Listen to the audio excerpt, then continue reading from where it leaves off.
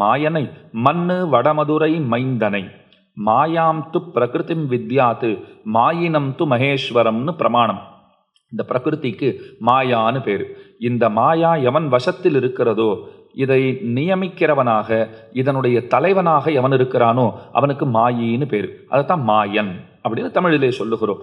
மாயனை மண்ணு வடமதுரை மைந்தனை. மண்ணுனா நன்கு பொருந்தி இருக்கிற, சிறப்புகள் பல பொருந்தி இருக்கிற வடமதுரை மைந்தனை. வடமதுரைனா கண்ணன் அவதரித்த மதுரா. அதை மதுரான்னு சொல்றா, மதுரான்னு சொல்றா, ரெண்டுமே சரிங்கிறா. முக்கியமாக நம்ம தேசத்தில் சில க்ஷேத்திரங்களை நாம் மோட்சபுரிகள்னு சொல்லுவோம். அயோத்தியா, மதுரா, மாயா, காஷி, காஞ்சி, அவந்திகா, துவாரகா. இந்த க்ஷேத்திரங்கள் இருக்கு பாருங்க.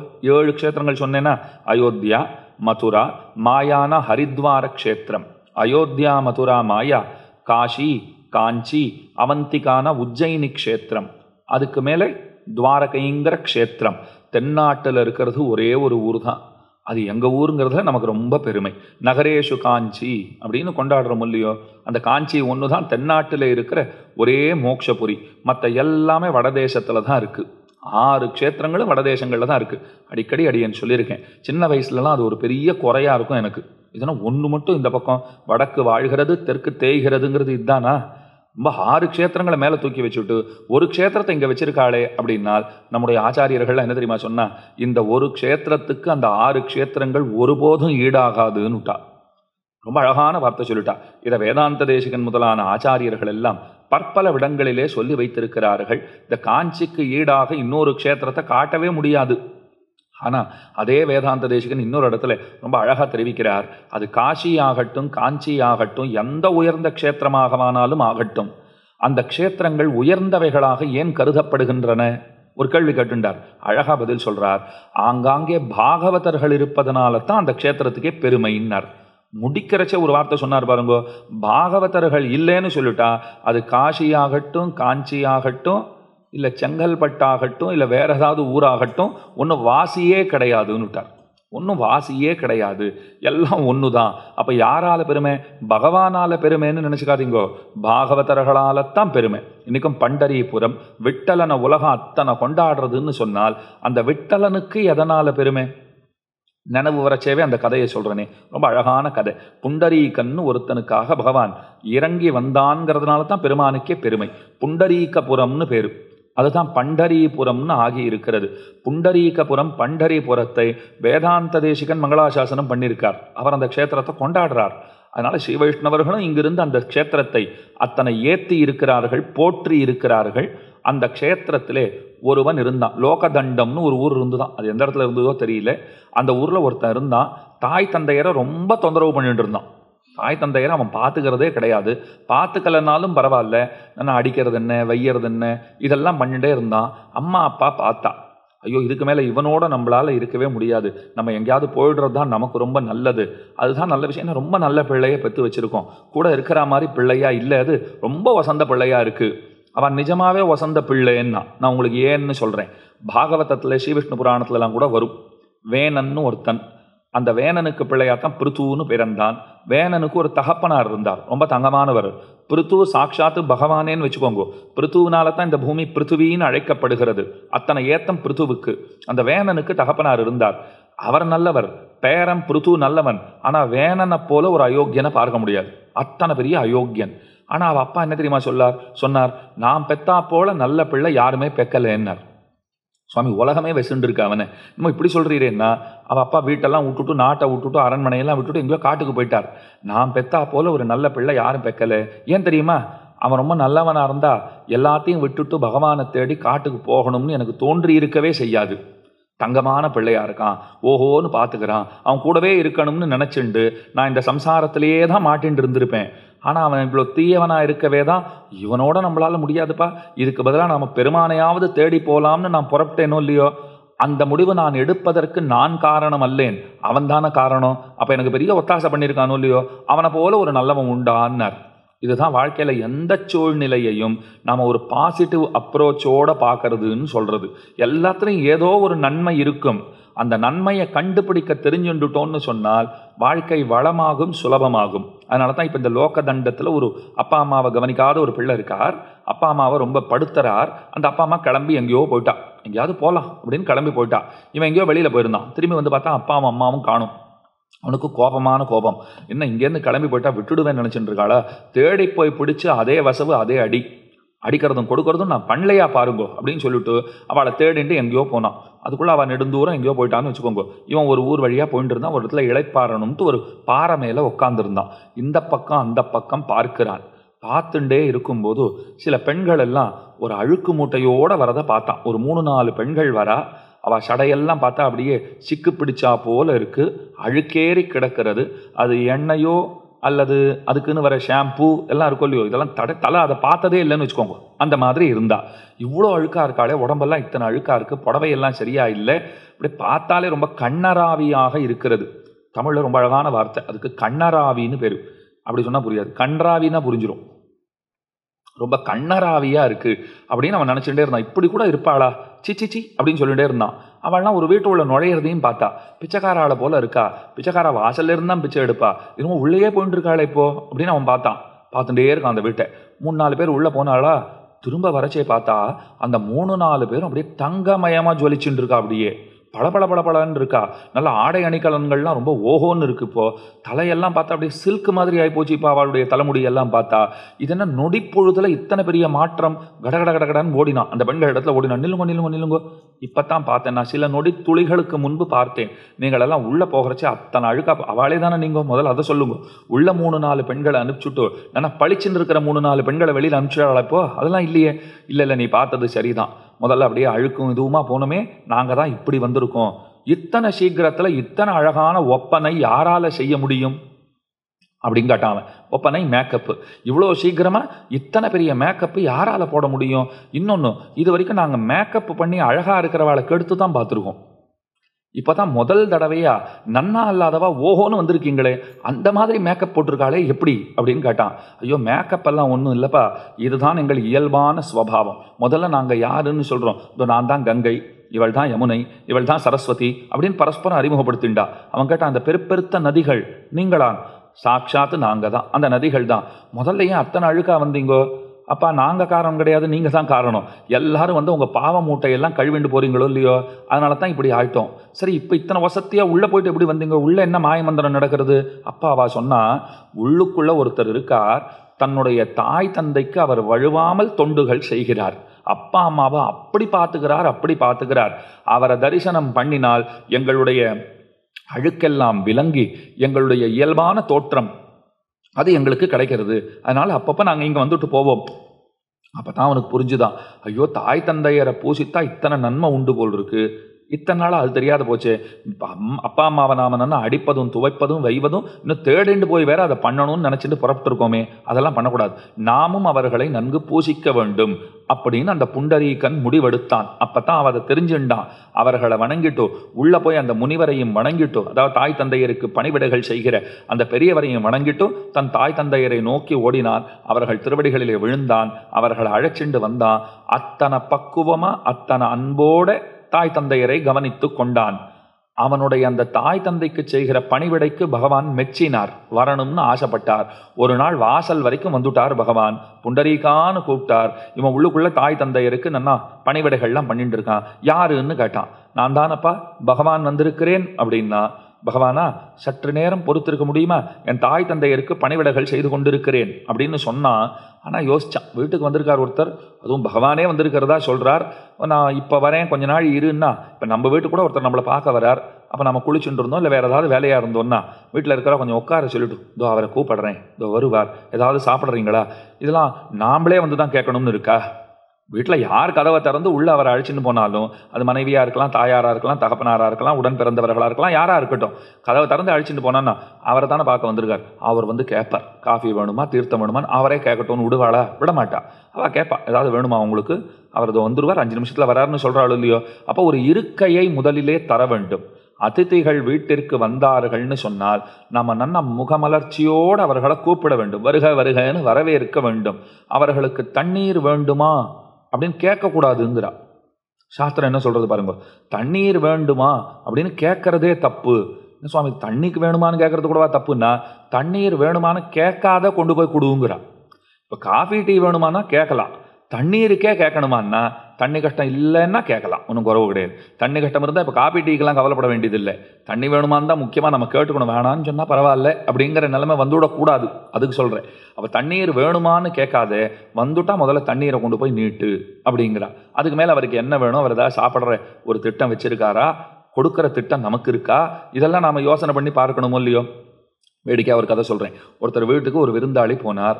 யார் வீட்டுக்கு போனாரோ அந்த ஆள் பெரிய கருமி, அவர் சாப்பிட்றதே ரொம்ப அதிசயம்தான். வீட்டுக்கு வேறு விருந்தாளி வந்தாச்சு, சரி ஒரு வேளையாவது சோறு போடாத அனுப்ப முடியாதுன்னு அந்த ஆள் நன்னா தெரிஞ்சுன்னுட்டான். ஒரு வேளை சாப்பாடு சரி இன்னைக்கு பண்ணிவிடு, வேறு வழி கிடையாது, வந்துட்டான் மனுஷன் நகர மாட்டேங்கிறான், போட்டுடுவோம் அப்படின்னு போட்டாச்சு. சாப்பிட்டுட்டு போவான்னு எதிர்பார்த்தா அவன் போவே இல்லை. அவன் ஒரு நாள் 2 நாள் இருக்கலான்னு வந்திருக்க. ரொம்ப கிட்டக்க உறவு, இவனுடைய சுபாவம் தெரியல, உறவு கிட்டக்க. ஆனால் இவர் குணத்தால் எத்தனை விலகி இருக்காருன்னு அவருக்கு தெரியல. கருமிங்கிறத புரிஞ்சுக்கல போல் இருக்கு. இல்லை கருமையாக இருந்தாலும் பரவாயில்ல பார்த்துடலாம் ஒரு கைன்னு வந்தாரோன்னுமோ தெரியாது. ஒரு வேளை சாப்பாடு போட்டாச்சு. உள்ளுக்குள்ளே இந்த கருமையினுடைய மனைவி அவள் இவனுக்கு மேலே ஒரு வேளையே நன்னா பொங்கி போட்டாச்சு. இன்னும் இந்த ஆள் சாயங்காலம் வேற தங்கிடுவான் போல் இருக்கு, என்ன பண்ணுறதுன்னு தெரியலையேன்னு அவளுக்கு கவலை. அவள் என்ன பண்ணா, மெதுவாக தன் பிள்ளையை கூப்பிட்டு அங்கே 2 பேரும் உட்காந்து பேசிட்டு இருக்கா. உங்கள் அப்பாவும் வீட்டுக்கு வந்திருக்கானே ஒருத்தன், அவனும் 2 பேருமா உட்காந்து பேசிட்டு இருக்கா. சாயங்காலம் என்ன பண்ணணும்னு அம்மா கேட்டான்னு போய் கேளுன்னா. அந்த குழந்தை நேரம் பண்ணா, அப்பா அப்படின்னா, என்னடா அப்படின்னா, சாயங்காலம் என்ன சாப்பிட்றதுக்கு என்ன சமைக்கணும்னு அம்மா கேட்டா. உடனே அந்த ஆள் பாருங்க, அந்த கருமி அப்படி வயிற்ற தடவிண்ட, இப்போ தான் நன்னா ராஜபோகம் ஜம்முன்னு சாப்பிட்ருக்கோம், நான் திரும்ப சாப்பிட்றதுக்கு நாம் என்ன ராட்சசாலன்னு. பக்கத்தில் இவரும் உட்காந்துருக்கார் பாருங்க, அந்த விருந்தாளி உட்காந்துருக்கார். அவன் சொல்கிறான், இப்போ தான் நன்னா ஓஹோன்னு சாப்பிட்ருக்கோம், நான் அடிக்கடி சாப்பிட்றதுக்கு நாமெல்லாம் என்ன ராட்சசாலன்னு, அதெல்லாம் நன்னா சாப்பிட்டாச்சு, வயிறு ரொம்ப போச்சு, இன்னும் 4 நாள் தாங்கும், நாம் என்ன ராட்சசாலன்னு, எனக்கு ஒன்றும் வேண்டாம், உங்களுக்கு ஏதாவது வேணுமா அப்படின்னு அவரை கேட்டார். அவர் என்ன பண்ணுவார் பாவம், ஆமாம் எனக்கு வேணும்னா இப்போ அவர் ராட்சசர் ஆகிடுவார் இல்லையோ, நாம் என்ன திரும்ப சாப்பிட்றதுக்கு ராட்சசாலான்னு என்ன ஐடியாவாக பண்ணிவிட்டாவ. அவர் பார்த்தார், இல்லை ஆமாம் எனக்கும் ஒன்றும் வேண்டாம், வயிறு ஃபுல்லாக தான் இருக்குது இப்போ அப்படின்னு சொல்லிட்டு பாவம் அவர் நழுவிட்டார். இந்த மாதிரி உபசரிக்கிறதெல்லாம் கூடாது, நன்கு உபசரிக்க வேண்டும். கண்ணன் சொல்றார் ஒரு இடத்துல, வீட்டுக்கு வந்த விருந்தினர்களை ஒருவன் நல்லபடி தக்கவாறு உபசரிக்கிறான்னு சொன்னால், அந்த விருந்தினன் வந்துட்டு அப்படி வெள்ள போன உடனே சமஸ்த தேவதைகளும் நம்ம வீட்டில் இருந்து கொண்டு நமக்குண்டான நன்மைகளை எல்லாம் செய்வார்களாம். அதே ஒருத்தன் நம்ம வீட்டுக்கு வந்துட்டு இந்த வீட்டுக்கு ஏண்டாப்பா வந்தோங்கிற எண்ணத்தோடு திரும்பி போனான்னு சொன்னால், அத்தனை தேவதைகளும் மகாலட்சுமி உள்பட அவனை பின்தொடர்ந்து வாசல் நோக்கி வெளியில் போயிடுறாங்கிறா. அதனால் அது அதிதிகளாக இருக்கலாம், அபியாகதர்களாக இருக்கலாம். அபியாகதர்கள் அதிதிகள்னு 2 வகைப்படுவர்கள் விருந்தாளிகள். அபியாகதர்கள்னா யாருன்னா, சுவாமி அபியாகதர்கள்னா எங்களுக்கு தெரிஞ்சவா வந்திருக்கான்னு சில பேரை சொல்லுவோம் இல்லையோ. ஒருத்தர் வந்திருக்காரு, யார் அவர், முன்ன பின்ன தெரிஞ்சவரா தெரியாதவரனா, நல்லா தெரிஞ்சவர் தான், எங்களுக்கு தூரத்து சொந்தம்னு சொல்லலாம், இல்லை ரொம்ப நாள் நட்புன்னு சொல்லலாம். அவர்களுக்கெல்லாம் அபியாகதர்கள்னு பேர். அதிதிகள்னா முன்ன பின்ன தெரியாது, ஏதோ திடீர்னு வந்தார், ஒரு நாள் தங்கிட்டு போறேன்னு சொல்லியிருக்கார் அப்படின்னு சொல்றா போல அதிதிகள் வருவா. அதிதிக்கு ரொம்ப அழகா அர்த்தம் சொல்றா. அதிதி யாரு அப்படின்னா, எந்த திதி வேணாலும் உங்க வீட்டுக்கு வரலாம், அவர் தான் அதிதி. இன்ன திதி தான் வருவேன்னெல்லாம் கிடையாது. இப்போ அமாவாசைனா பித்ருக்கள்லாம் வரா, ஸ்ராத்தம் பித்ருக்கள்லாம் வரான்னு சொல்கிறோம் இல்லையோ, அந்த மாதிரி கிடையாது. எப்போ வேணும்னா உங்கள் வீட்டுக்கு வரலாம், உங்கள் வீட்டுக்கு கதவை தட்டலாம், அவருக்கு தான் அதிதின்னு பேர். அவர் எப்போ வேணும்னா போகலாம், இதுவும் ஞாபகம் வச்சுக்கோங்க. எப்போ வேணும்னா வரலாம், எப்போ வேணும்னா போகலாம். அன்றைக்கே வந்தீரே இப்போ கிளம்பலையான்னு நம்ம கேட்க முடியாது. சுவாமி இது கொஞ்சம் நெருடலாக இருக்கே, வந்தார் கொஞ்ச நாள் இருந்தார் போனார்னா பரவாயில்லையா இருக்கும். இங்கே தான் இருப்பேன்னா என்னென்னா அதிதினா அப்படித்தான். ஆனால் அதிதிக்கு இன்னொரு அர்த்தமும் சொன்னான், இது உங்களுக்கு ரொம்ப பிடிக்கும். என்ன அர்த்தம் தெரியுமா சொன்னா, அதிதி ஒரு திதிக்கு மேலே தங்காதவர் அதிதி. இன்னைக்கு வந்தார் நாளை கார்த்தால கிளம்பிட்டாருன்னா அவர் தான் அதித்தின்னா, இதை பிடிச்சுன்னுட்டா சில பேர். இது ரொம்ப நல்லா இருக்கு சுவாமி, இது சௌகரியமாக இருக்கு. இப்போ ஒரு நாள் கூத்து நாங்கள் சமாளிச்சுடுவோம், பல நாள் கூத்துனா முடியாதுன்னா தங்கிறது போகிறது அவர் தான் தீர்மானிக்கணும், நாம் தீர்மானிக்க கூடாதுங்கிறா. இதெல்லாம் நம்மளால அனுட்டிக்க முடியுமான்னு தெரியாது, தெரிஞ்சுப்போமே, தெரிஞ்சுண்டா நல்லதோ இல்லையோ. என்னைக்காவது ஒரு நாள் அந்த அருங்குணம்ங்கிறது நமக்கு வரும்.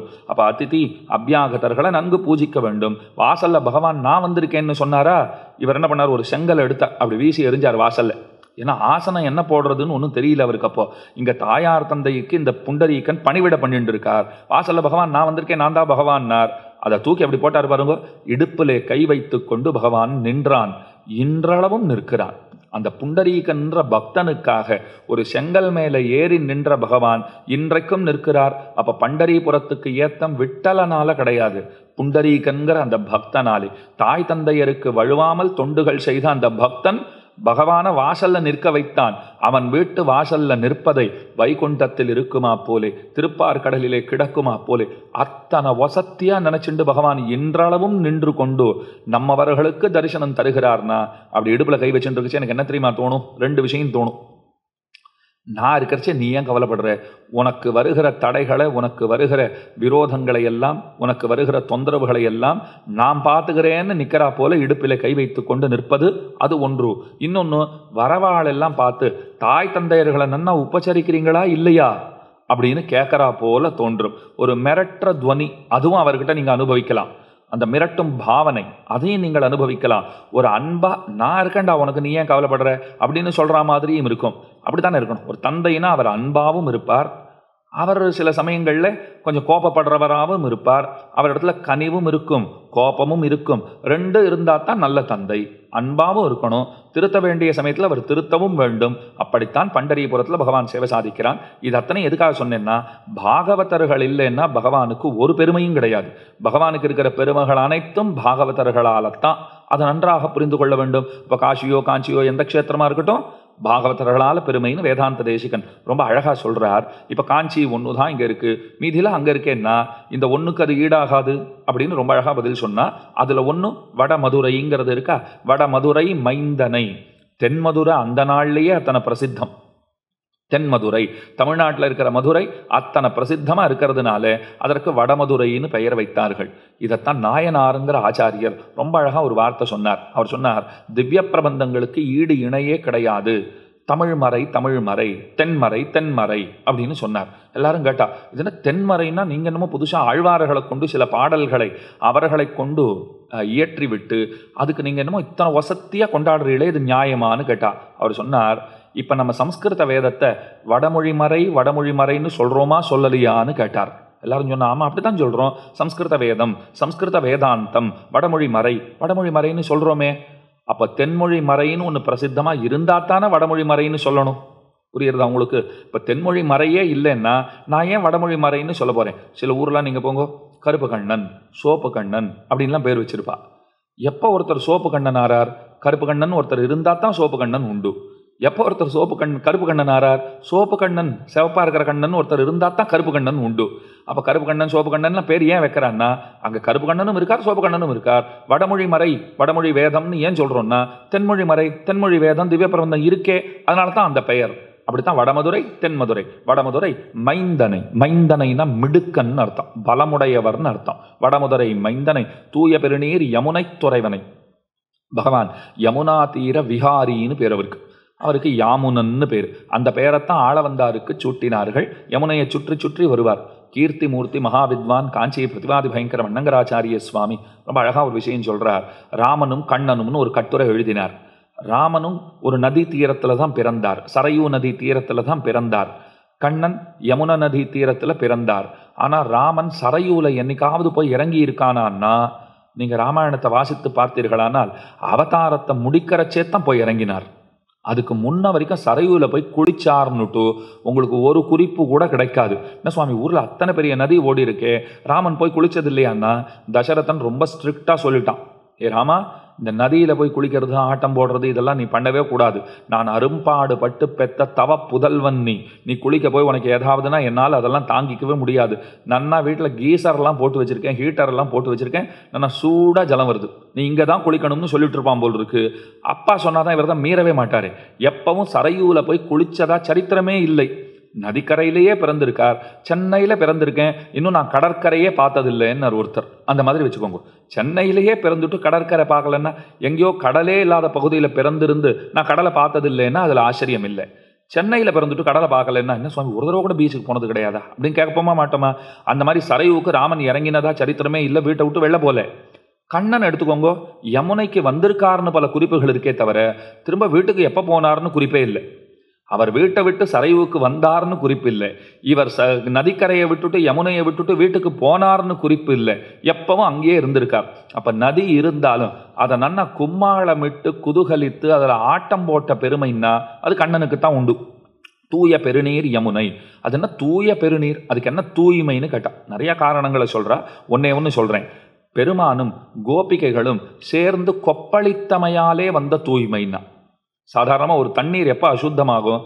நாம் வாயை கொப்பளிச்ச நீர்னு சொன்னால் அந்த நீர் பிற்பாடு உபயோகத்திற்கு ஆகாது. பல்லே தேய்க்கிறோம், தேய்ச்சுட்டு வாயை கொப்பளிக்கிறோம்னா தண்ணி கஷ்டம் ரொம்ப அதிகமாக இருக்குது, இந்த தண்ணியை சேகரித்து வச்சுக்கணும்னு எவனாவது நினைப்பானா? அது ரொம்ப அருவருப்பானது. ஐயோ இந்த தண்ணி இனிமேல் உபயோகப்படாது, துப்பிடுறோமா இல்லையா? நமக்கே அது பிற்பாடு இயலாது, நம்ம இன்னொருத்தர் கொடுக்கறது இல்லை, நாமே அந்த தண்ணியை உபயோகப்படுத்த முடியாது. அப்போ வாயை கொப்பளிச்சா ஒரு தண்ணீருங்கிறது தூய்மையற்றதாக ஆகிறது. இது நமக்கு நல்லா தெரிஞ்சிருக்கிற விஷயம். யமுனைக்கு என்ன பெருமைன்னா, வியாக்கியாதாக்கள் ரொம்ப அழகாக எழுதி வச்சா உரையாசிரியர்கள், யமுனைக்கு பெருமையே கண்ணனும் கோபிகைகளும் சேர்ந்து கொப்பளித்தமையாலே வந்த தூய்மைங்கிறார். அதுக்கு ஏத்தமே அதுதான் தூய பெருநீர் யமுனை துறைவனை ஆயர் குலத்தினில் தோன்றும் அணி விளக்கை. ஆயர் குலத்தினில் தோன்றும் அணி விளக்கு, ஒரு விளக்கு போல அந்த குலத்திலே பகவான் வந்து பிறந்தான். ஆயர் குலம்ங்கிறது இடக்கை வலக்கை வேறுபாடு தெரியாத குலம்ங்கிறார். ஒன்றும் ஆச்சார அனுஷ்டானம்லாம் அவளுக்கு தெரியாது, இடக்கை வலக்கை வேறுபாடு தெரியாது. அந்த குலத்தில் வந்து பகவான் பிறந்திருக்கிறார்னு சொன்னால் அந்த குலத்திற்கு எத்தனை ஏத்தத்தை கொடுக்கிறார் ஆச்சாரியர்கள் எழுதி வைத்தார்கள். எந்த குலம் இந்த குலம் உயர்வான குலமன்று என்று கருதப்பட்டதோ அந்த குலத்தை இதற்கு மேம்பட ஒரு உயர்வான குலமில்லை என்று ஆக்கி வைத்தான். ஏன்னா பகவானே அங்கே வந்து பிறந்திருக்காருனால் பெரியாழ்வாரும் ஆண்டாளும் அந்த குலத்தில் பிறக்கணும்னு தங்களுடைய ஆசையை வெளிப்படுத்துகிறார்கள். அந்த குலத்தில் பிறக்காம போயிட்டேனேங்கிறா. இடைக்குலத்திலே பிறந்திருக்க வேண்டாவோ? ஏன்னா இடையனாக பெருமான் வந்தான். பெருமான் இடையன், ஏன்னா பிரம்மா விஷ்ணு சிவன் எடுத்துட்டா நடுவில் இருக்கிறவர் அவர் தானே, இடையரா அவர் தானே இருக்கார். மத்தியே விரிஞ்ச கிரிஷம் பிரதமாவதாரகான்னு பட்டர் கொண்டாடுறார். முதல்ல பகவான் எடுத்த அவதாரம் விஷ்ணு அவதாரம்ங்கிறார். நாராயணன் விஷ்ணுவானான், தன்னை இடையனாக வைத்து கொண்டான். முதல்ல இருந்தே இடையனா இருக்கார். இடைக்குலத்திலே வந்து பிறந்தார். ஆயர் குலத்தினில் தோன்றும் அணிவிளக்கு. பெரியாழ்வார் பாடினார், ஆயர் புத்திரன் அல்லன் அருந்தெய்வம்னு பாடினார். இந்த பாட்டுக்கு நீங்க ரெண்டு விதமா அர்த்தம் சொல்லலாம். ஆயர் புத்திரன் அல்லன் அருந்தெய்வம், இவன் ஒரு இடைப்பிள்ளையாக நினையாதீர்கள், இவன் அருமையான தெய்வம், இளந்தெய்வம் என்றது, இது மிக்க பெருந்தெய்வம்னு ஆழ்வார் பாடுவார். இது ஏதோ சின்ன தேவத்தைன்னு நினைச்சுட்டு இருக்கீங்களா? இது மிக்க பெருந்தெய்வம், ரொம்ப பெரிய தேவத்தை. ஆயர் புத்திரன் அல்லன் அருந்தெய்வம். ஆனால் நம்ம ஆச்சாரியர்களுக்கு இந்த கருத்து அத்தனை பிடிபடலை, அத்தனை ரசிக்கலை. அவள் என்ன தெரியுமா சொன்னா, ஐயோ இப்படி சொல்லக்கூடாது, ஆயர் புத்திரன் அல்லன் அருந்தெய்வம்னு சொல்லாதீங்கோ, ஆயர் புத்திரன் அல்லன் அருந்தெய்வம்னு சொல்லுங்கோன்னா. ஆயர் புத்திரன்னே சொல்லுங்கோ, இடைப்பிள்ளைன்னே சொல்லுங்கோ, அதுதான் ரொம்ப நன்னா இருக்கு. நம்ம சேர்ந்தவர்னு ஒரு நெருக்கம் அப்பத்தான் உண்டாருது. அல்லன் அருந்தெய்வம் ஏதோ ரொம்ப பெரிய தெய்வம்னு சொல்லி உங்ககிட்ட இருந்து தள்ளி வச்சிடாதீங்கோ. ஏன்னா தெய்வம்னா ரொம்ப பெரியவர், நமக்கு ஒரு பயம் வந்துடும் இல்லையோ. அதே இப்போ இவ்வளோ உபன்யாசம் பண்ணுறோம், நீங்கள் கேட்டுன்னு இருக்கீங்கோ, பல இருக்கைகள் காலியாக இருக்குது. சரி, பக்கத்தில் உங்கள் பக்கத்தில் திடீர்னு நீங்கள் அப்படி திரும்பி பார்க்கும்போது 4 கையோட பெருமாள் உட்காந்துருந்தா அலறி அடிச்சுட்டு ஓடிட மாட்டேங்கோ. இது என்னன்னு தெரியல, இங்கே கொஞ்சம் பாருங்களேன் இங்கே அப்படின்னு சொல்லி ஒரு பயம் வந்துடாதா?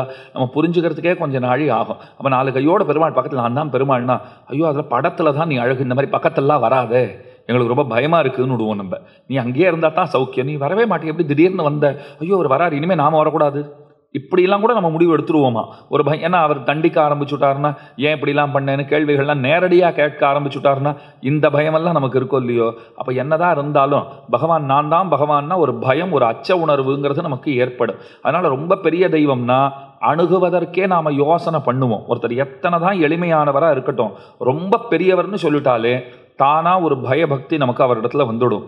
பக்கத்தில் போர்ச்சே ஒரு தயக்கம்ங்கிறது இருக்கத்தான் இருக்கும். நம்மால் ஏதாவது பிழை நேர்ந்து விடுமோ, ஏதாவது அபச்சாரப்பட்டுடுவோமோ அப்படின்னு ஒரு பயம் இருந்துகிட்டே இருக்கும் இல்லையோ. அதனால் பகவான்னு சொல்லி தள்ளி வைக்காதீங்கோ, ஆயர் புத்திரன்னு சொல்லுங்கோ, அல்லன் அருந்தெய்வம். அப்போ முதல்ல பார்த்த அர்த்தம் ஆயர் புத்திரன் அல்லன் அருந்தெய்வம். ரெண்டாவதாக காட்டுற உயர்ந்த அர்த்தம் ஆயர் புத்திரனே அல்லன் அருந்தெய்வம், பெரிய தெய்வம் எல்லாம் தள்ளி வைக்காதீங்கோ.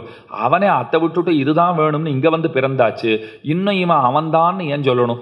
வைகுண்டத்தை விட்டுட்டு தானே இங்கே வந்திருக்கார் அவர், இது வேணும்னு தானே இங்கே வந்திருக்கார், அப்போ இதைத்தான் சொல்லணும். அதனால் ஆயர் குலத்தினில் தோன்றும் மணிவிளக்கை தாயை குடல் விளக்கம் செய்த தாமோதரனை பெத்த வயிற்றுக்கு பட்டம் கட்டின பிள்ளைன்வா. ஒரு தாயார் தந்தையார் தங்களுடைய மகனை நினைச்சு அத்தனை பெருமைப்படணும்னு சொன்னா. இப்போ சதுரங்க போட்டியில் ஒருத்தர் வெற்றி பெற்றிருக்காரா, ரொம்ப பெரிய விஷயம்தான். 18 வயசுல வேர்ல்டு சாம்பியன் ஆயிருக்கார். அதை விட ஒரு பெரிய விஷயம் ஒன்று சொல்கிறேன். அவர் ஒரு இன்டர்வியூவில் ரொம்ப அழகாக அந்த பிள்ளை ஒரு வார்த்தை சொல்கிறார்.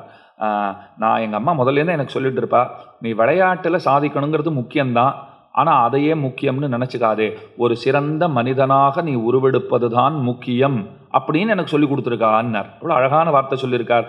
விளையாட்டுத்துறை உன்னுடைய துறையில் சாதிக்கிறது எத்தனை முக்கியமோ அது நடக்கலைன்னா கூட பரவாயில்ல, ஆனால் வாழ்க்கையில் சிறந்த மனிதன் என்கிற பெயரை நீ எடுக்க வேண்டும், முக்கியமானது அதுதான் என்று எனக்கு பல காலம் போதிக்கப்பட்டதுங்கிறார்.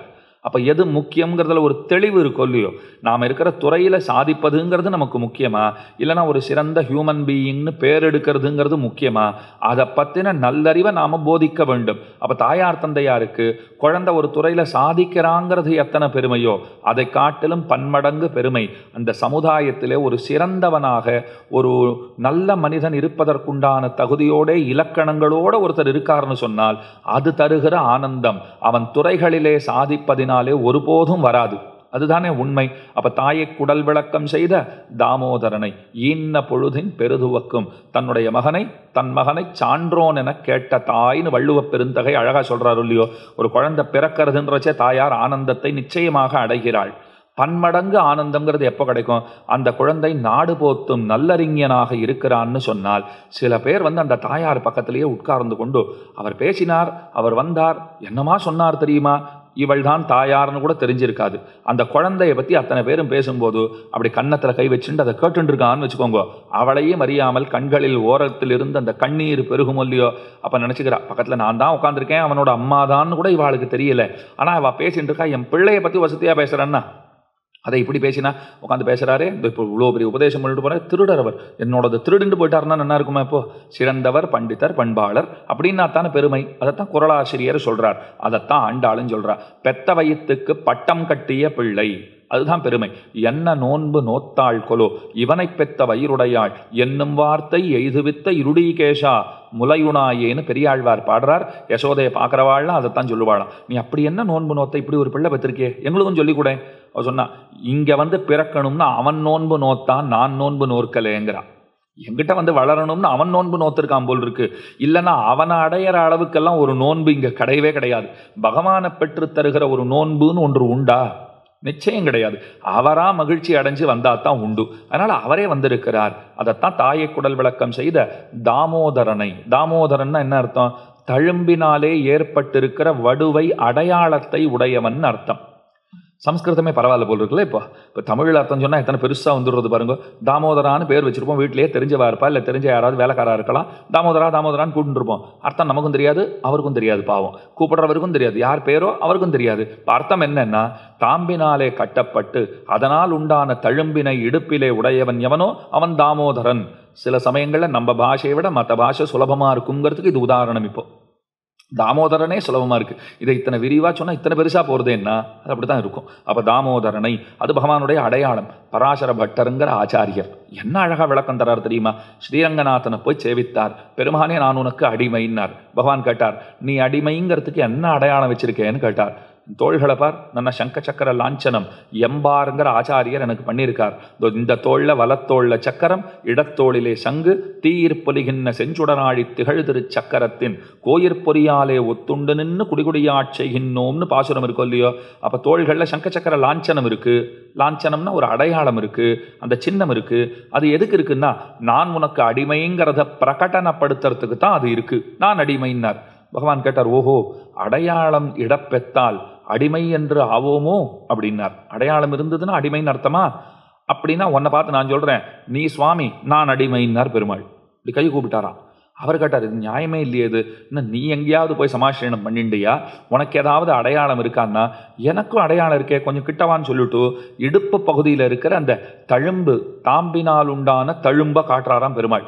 வேற வளையம் போட்டா போல என் இடுப்புல அடையாளம் இருக்கு பாத்தியா அப்படின்னாரா. இது என்னது அப்படின்னாரு பட்டர். எங்க அம்மா கட்டி போட்டா என்ன?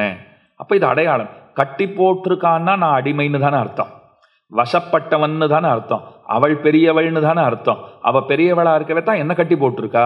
இப்ப நீ அடிமைங்கிறதுக்கு நீ அடையாளத்தை காண்பிச்சுட்ட, எனக்கு நீ அடிமைங்கிறதுக்கு நீ தோள்கள்ல அடையாளத்தை காண்பிச்சுட்ட. பக்தர்களுக்கு நான் தோற்றவன்கிறத காட்டுறதுக்கு என்கிட்டயும் அடையாளம் இருக்கு, நான் தாமோதரன் அப்படின்னு காட்டுறாராம். நஞ்சியருங்கிற ஆச்சாரியர், பராசர பட்டருடைய அருமை சீடர். அவர் சொல்றார், உற்சவமூர்த்தி நம்பெருமாள் இருக்காரோ இல்லையோ, ஏன்னா பீதாம்பரம் எல்லாம் உடுத்துட்டு ஸ்ரீரங்கநாதன் இருக்கார். அந்த உற்சவமூர்த்தி திருவரைனா இடுப்பு, அந்த இடுப்பிலே சாத்தப்பட்டிருக்கிற அந்த பீதாம்பரம் இருக்கே, அந்த பீதாம்பரத்தை நாம சற்றே அப்படி இறக்கி பார்த்தோம்னு சொன்னா இன்னைக்கும் இடுப்பிலே திருவரையிலே அந்த தழும்ப நாம பார்க்கலாம்ங்கிறார். அத்தனை பெரிய பாக்கியம் நமக்கு உண்டா? அது அர்ச்சக சுவாமிகளைத்தான் நாம கேட்கணும். சுவாமி உங்களுக்கு தான் அந்த பாக்கியம் கிடைச்சிருக்கு, அப்படித்தான் சேவை சாதிக்கிறாரானால் அவனை கண்ணன்னு உறுதியாக நம்பி நாம வணங்கினோம்னா அப்படி நமக்கு சேவை சாதிப்பார். அவரை எப்படி வணங்கணும்னு ஆசைப்படுறோமோ அப்படி சேவை சாதிக்கக்கூடிய ஒரு சாமர்த்திய சக்தி அவரிடத்துல உண்டோ இல்லையோ? அதனாலே தாமோதரனை, தூய பெருநீர் யமுனை துறைவனை, ஆயர் குலத்தினில் தோன்று மணிவிளக்கை, தாயை குடல் விளக்கம் செய்த தாமோதரனை தூயோமாய் வந்து நாம் தூமலர் தூவி தொழுது, தூயோமாய் வர வேண்டும், தூய்மையானவர்களாக வர வேண்டும்னா. இங்க தூய்மைனா என்ன? கீழே நான் சொல்லிட்டேன், பாப்பங்களை நீங்க போக்கிண்டு பகவானிடத்துல வரணும்னா ஒரு நாள் நீங்க வரப்போறதே கிடையாது. அவர்கிட்ட போனாதான் பாப்பங்கள் தொலையும். ஆனா பாட்டுல தூயோமாய் வந்து நாம்னு சொல்லியிருக்காளே. இன்னொன்னு சொல்றேன், இந்த பாட்டு பாடுறச்சே ரொம்ப ஜாகிரதையா பாடணும். இல்லைன்னா நீங்கள் பரமபதத்தில் ஏணி பிடிச்சு 7ஆம் நம்பர்லேருந்து 54ஆம் நம்பர் போகிறா போல இதுலேயும் நடக்கிறதுக்கு வாய்ப்பு இருக்குது. ஒருத்தர் திருப்பாவை சொல்லிட்டு இருந்தார், 5ஆம் பாட்டு சொன்னார், தூயோமாய் வந்து நாம்னு சொல்கிறதுக்கு பதிலாக தூயோமாய் வந்தோம் துயிலழப்பாடுவான்னு சொல்லிட்டு போயிட்டார். நேராக 16ஆம் பாட்டுக்கு போயிட்டார். இவர் 5ஆம் பாட்டிலிருந்து 7ஆம் நம்பரை பிடிச்சி 54ஆம் நம்பருக்கு ஏணி பிடிச்சி போகிறா போல, பரமபத விளையாட்டு விளையாடுவோம் மூலியம் அந்த நாள்லலாம் அப்படி போகிறா போல இவர் 16ஆம் பாட்டுக்கு போயிட்டார். சீக்கிரமாக திருப்பாவை முடிஞ்சுடுறதேன்னு அவருக்கு ஒரே கவலை. மீதி பேரெல்லாம் சொன்னால் கொஞ்ச நாள் யாருது, நான் சொன்னால் சீக்கிரமாக முடியறது ஏன் அப்படின்னார். நான் நீங்கள் சொல்லுங்கன்னு கேட்டேன். 4 பாட்டு சரியாக சொன்னார். 5ஆம் பாட்டு வந்தார். 5ஆம் பாட்டு வந்தவர் இந்த பிழையை செய்தார். சில பேர் இன்னொரு பிழை பண்ணிவிடுவா, 5ஆம் பாட்டில் தப்பிச்சுடுவா, தூயோமாய் வந்துனா தூமலர் தூவி தொழுது அப்படின்னு சரியாக பாடிடுவா. அடுத்தது 6ஆம் பாட்டுக்கு போவா, புள்ளும் சிலம்பினகான் போதரி கண்ணினாய் அப்படின்னு சொல்லிட்டான்னு வச்சுக்கோங்க. நேர 13ஆம் பாட்டுக்கு போயாச்சு. இதெல்லாம் கவலை பாயறதுன்னுவா.